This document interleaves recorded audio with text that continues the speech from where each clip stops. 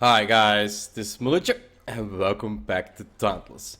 So the people who watched my previous video found out, and also I found out, that we actually picked up the skullForge blueprint for the Charrogg, the firebrand Charrogg exotic, the second exotic.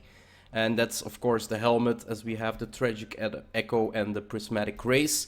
So the skullForge did some upgrades because I had some parts laying around, but then yeah, we get to the raw tail glimpse and the other raw elemental parts, and yeah, it's kind of a farm that we still need to do to upgrade it completely. Still need to do prismatic race and tragic echo as well, but I need shroud and Rezakiri parts for that, and I've done a whole lot more firebrand Charrogg kills than I did the other two. So yeah, my pursuit is gonna be more specific for these. But yeah, the unique effect behind it, 1.5% of all damage dealt becomes a stamina shield, max 50, that depletes first when spending stamina, or depletes slowly after 5 seconds of not dealing damage. So really, I wish we could turn it around a little bit to have a better visual. Yeah, we can always equip it and then look at it. So loadouts, let's go to heads. And where is it? Here it is, the skullForge. There we go. I did some, I colored it, but I kind of want to do the, no, die. And then, oh, can't I do the, I think it's this one, right? Yeah, it's this one. Or is it the lower one? Is it this one? Now I'm not really sure what the primary... Oh, well, we can just click this one, right? Yeah, there we go. Done. Back. So it's a blue one. Yeah, like it says, it's a forge. At the front we have the front of the forge, and at the back you can see the flames coming out. So it really, really looks good. Now let's see what it can actually do in a fight. Because stamina depletion, especially me with my warp bike and the spin to win dance that I do, basically spamming your right mouse button, doing the heavy attack over and over and spinning around. You deplete your stamina really, really quick. So I kind of want to figure out if this helmet is actually like a god gift to stamina. Well, people like me who can't maintain their stamina properly. That's why I mostly are using guns right now, because yeah, guns no sprinting. And well, basically while you shoot you never deplete your stamina, so you always have stamina to dodge.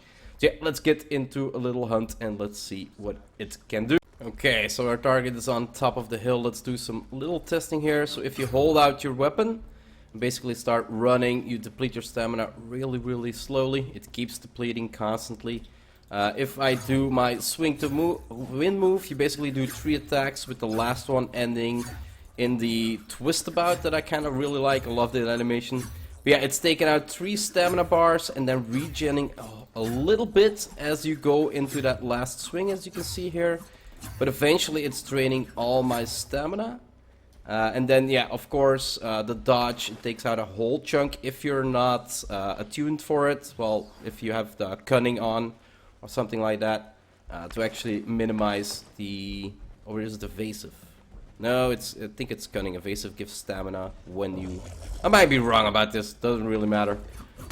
So what happens when I actually attack? So you can see a little blue bar going up. Give me a proper amount of stamina on top of it, and it used little of my stamina and then the entire bar that I had from my attacks. Oh. Can you stand still a little bit? This is why I want a training dummy. I shouldn't dodge. I kind of want to test the running now. What happens when I have the stamina bar?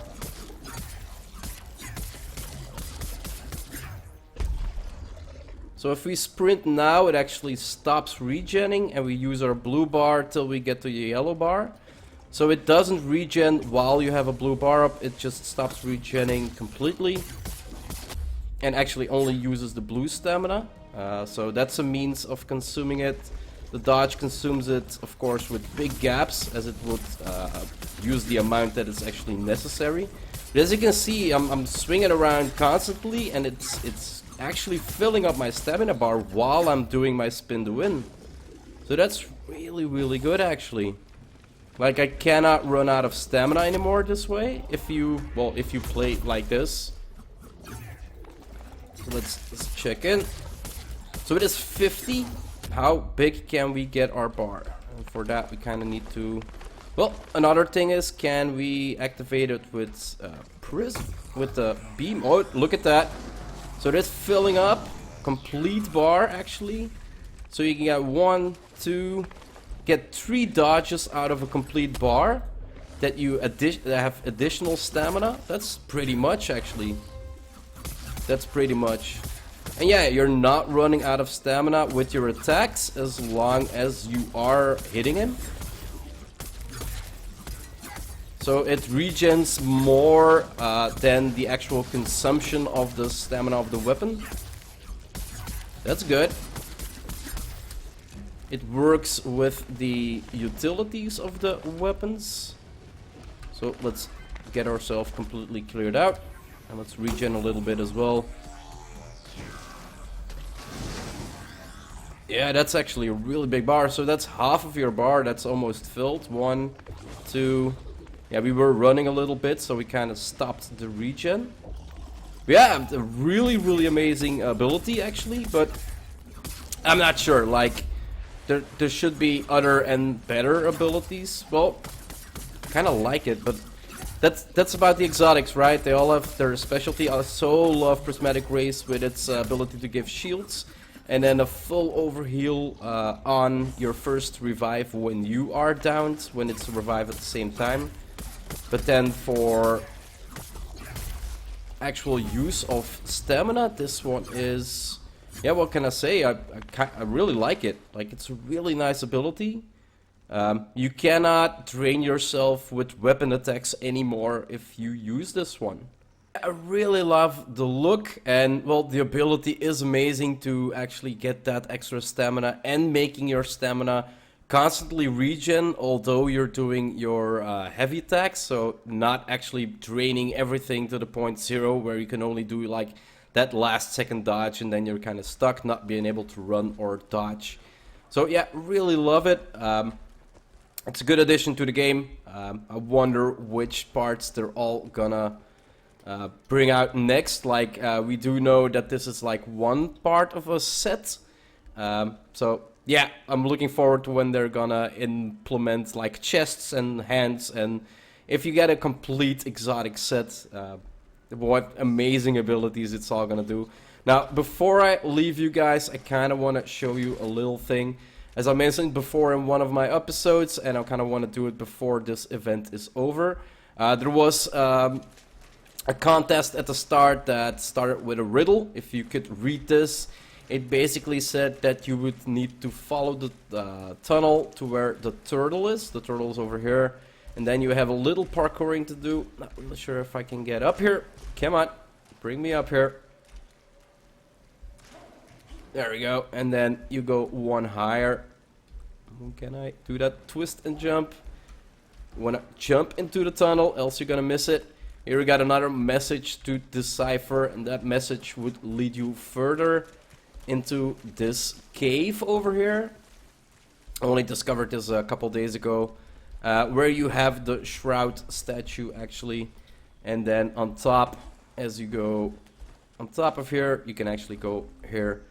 On top there is another riddle for you to solve, and I do believe if you solve that riddle, yeah, you would get access to a code. The code is no longer in the game, guys, or maybe they bring it back, I'm not really sure. And with that code you could get the unseen armor and the title.